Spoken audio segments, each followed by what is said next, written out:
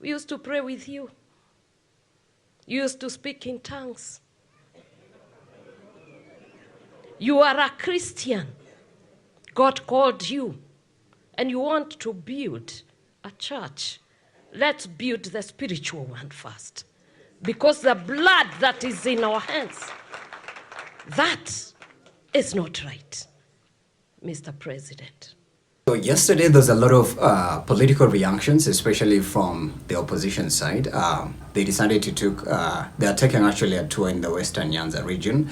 Unfortunately, in one of their, I think in one of their stoppages, they were attacked by goons and they had to retreat and shield themselves. And later on, Cleophas Malala, among other host of politicians, including Trans Nzoia Governor George Natembeya, they spoke out and said these goons were hired by current Speaker of the National Assembly, Mr. Wetangula.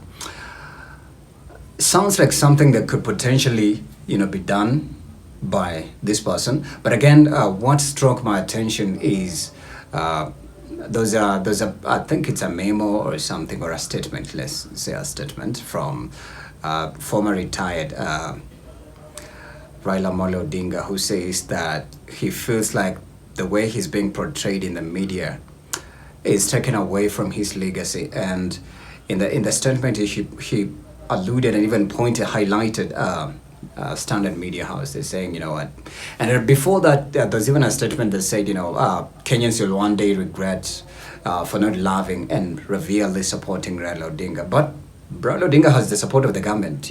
They're best friends with the president. But then he also pointed out in the statement what happened in Homa Bay during the burial of Albert Ojwang. He called it out because he says that allegedly looks like, the media tried to paint a picture of the kingpins of the Lower Nyanza region, alienating him because he's in Gava. Man, bruh, what do you want us to do, bruv? What do you want us to do? The Gen Z movement is extremely organic. Nobody is funding it. People are just extremely tired for the evils, the shootings, the killings, the abductions, the tortures. They're just speaking out. And now that they're saying, they're going to fund it, I don't know. Samba, which is happening tomorrow, the pressure is increasing online, actually. There's a lot of backlash. There's a lot of, protesting online.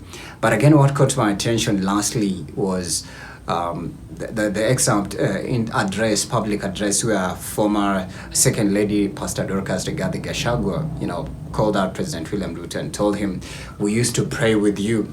In fact, you used to speak in tongues. But then if you want to build a church, build a spiritual church first, because you have a lot of blood in your hands.